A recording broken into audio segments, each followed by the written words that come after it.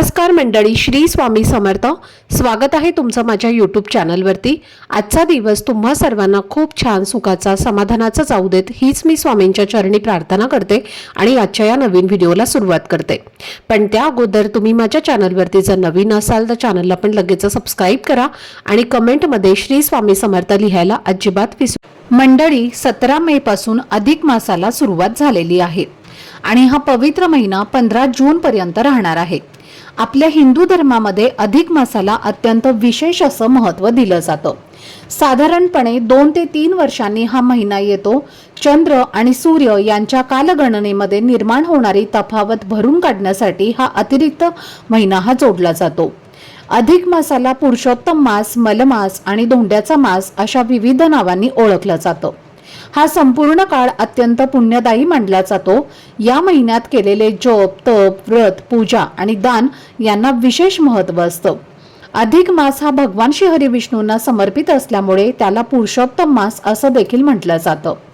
या काळात विशेषतः 3 गोष्टींना महत्त्व दिलं जातं, त्या म्हणजे स्नान, दान आणि वाण.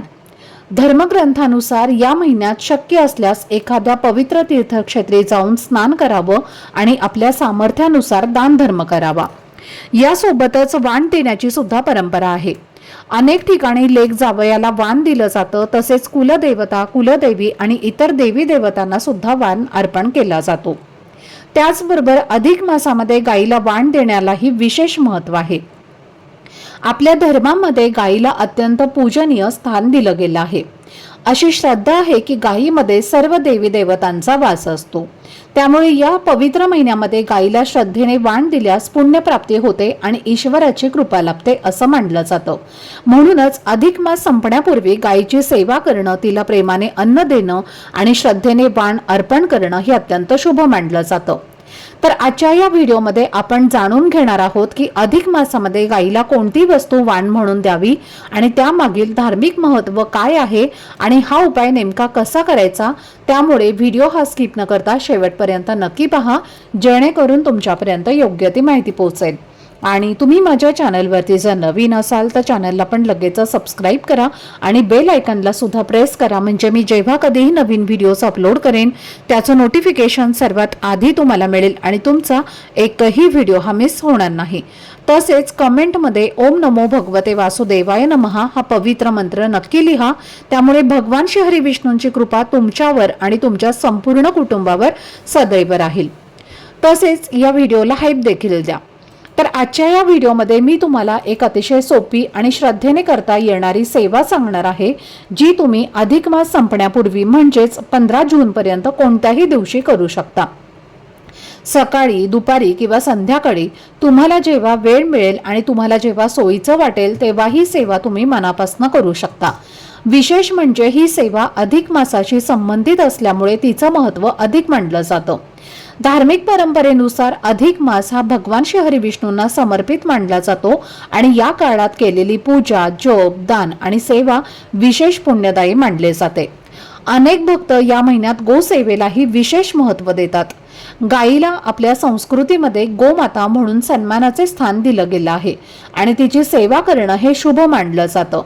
असं म्हटलं जातं की श्रद्धेने आणि भक्तिभावाने केलेली गोसेवा मनाला सकारात्मकता देते, घरामध्ये शांततेचं वातावरण निर्माण करते आणि कुटुंबातील सदस्यांमध्ये प्रेम आणि सौहार्द वाढण्यासाठी मदत करते. आणि म्हणूनच अधिक मासामध्ये गायीला अन्न देणं, तिची पूजा करणं आणि तिची सेवा करणं ही एक सुंदर धार्मिक परंपरा मानली जाते. अनेक धार्मिक श्रद्धांनुसार गायीची सेवा केल्याने ईश्वराची कृपा प्राप्त होते आणि जीवनातील अडचणींना सामोरं जाण्याची शक्ती मिळते. त्यामुळे या पवित्र महिन्यामध्ये शक्य असेल तेव्हा गोसेवा करणं, गायीला प्रेमानं अन्न खाऊ घालणं आणि तिच्या प्रती कृतज्ञता व्यक्त करणं हे अत्यंत शुभ मानलं जातं. जर तुमच्या जीवनामध्ये काही अडथळे येत असतील, घरामध्ये वारंवार मतभेद होत असतील, कामांमध्ये यश मिळण्यास उशीर होत असेल किंवा मनामध्ये सतत चिंता आणि अस्वस्थता जाणवत असेल तर या अधिक मासात श्रद्धेने आणि सकारात्मक भावनेने ही सेवा जरूर करा. कोणत्याही चमत्काराच्या अपेक्षेपेक्षा ईश्वरावरील विश्वास, चांगले कर्म आणि मनापासून केलेली सेवा यांना अधिक महत्त्व दिलं जातं. अशी श्रद्धा आहे की या पवित्र काळात केलेली भक्ती आणि सेवा जीवनात आनंद, समाधान आणि सकारात्मक बदल घडवून आणण्यास मदत करते. म्हणूनच अधिक मास संपण्यापूर्वी ही छोटी पण अर्थपूर्ण सेवा नक्की करा आणि भगवान श्री हरी विष्णूंच्या चरणी आपल्या कुटुंबाच्या सुख, शांती आणि समृद्धीसाठी प्रार्थना करा.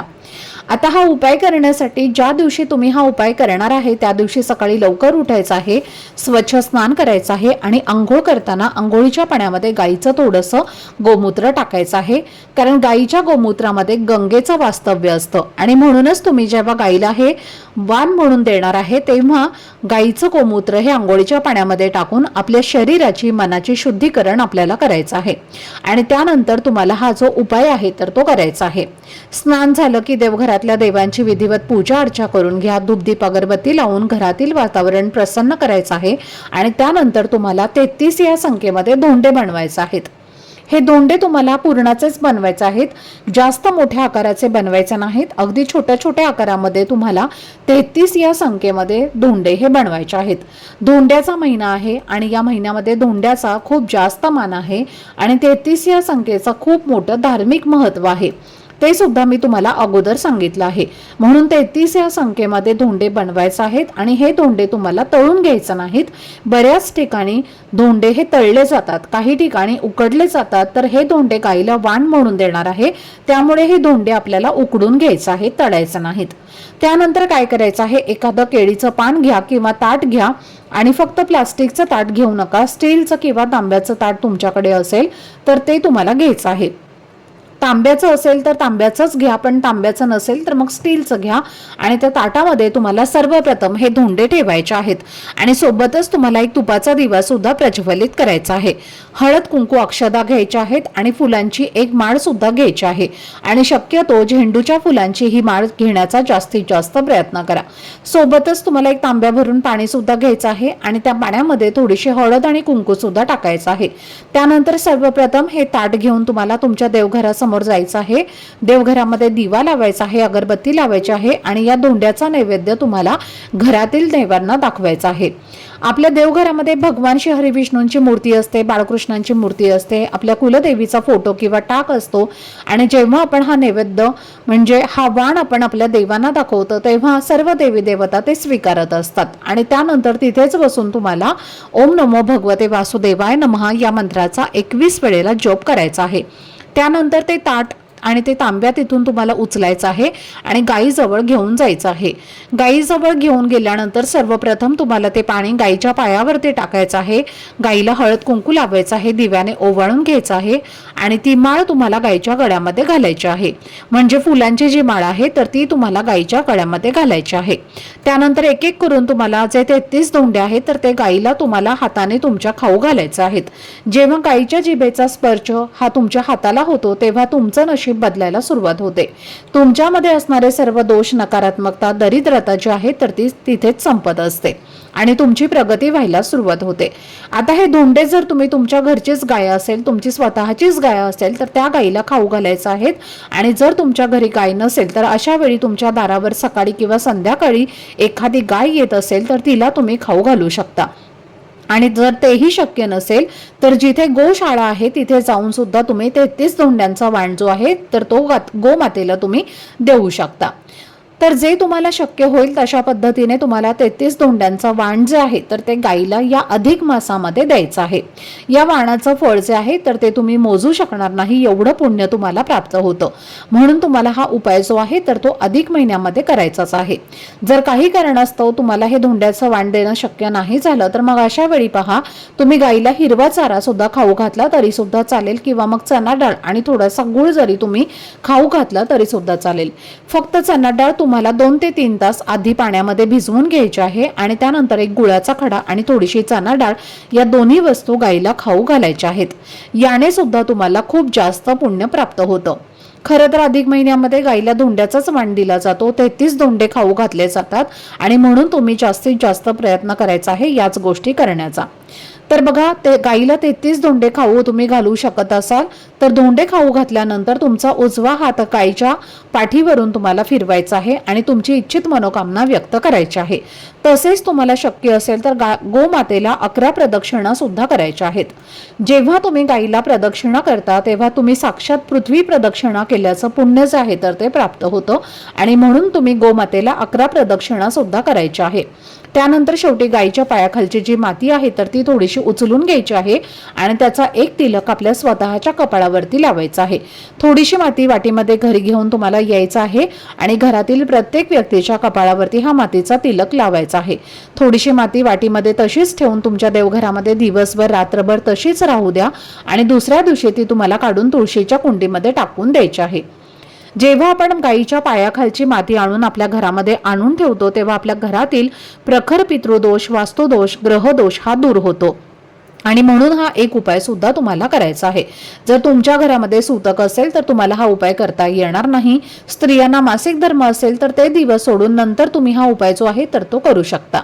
जो व्यक्ती अधिक महिन्यामध्ये हा उपाय करतो त्या व्यक्तीला गोमातेचा आशीर्वाद हा प्राप्त होतोच आणि 33 कोटी देवी देवतांचा आशीर्वाद हा सुद्धा प्राप्त होतो आणि या उपायाने गरीब व्यक्ती सुद्धा धनवान होतो. त्या व्यक्तीच्या आयुष्यातील सर्व समस्या या दूर होतात आणि म्हणून आपल्याला हा उपाय जो आहे तर तो करायचा आहे. अत्यंत सात्विक आणि प्रभावी असा हा उपाय आहे. तुम्ही जर हा उपाय केला तर नक्कीच तुमच्या आयुष्यामध्ये चमत्कार तुम्हाला झालेले दिसून येतील. तर ही अत्यंत महत्त्वाची माहिती मला तुमच्यापर्यंत शेअर करायची होती. आजचा हा व्हिडिओ जर तुम्हाला आवडला असेल, माहितीपूर्ण वाटला असेल तर व्हिडिओला लाईक करा. चॅनलवरती नवीन असाल तर चॅनलला सबस्क्राईब करा आणि हा व्हिडिओ आपल्या मित्रपरिवारासोबत जास्तीत जास्त शेअर करा. चला तर मग भेटूया पुढच्या व्हिडिओमध्ये. तोपर्यंत सर्वांना श्री स्वामी समर्थ. धन्यवाद.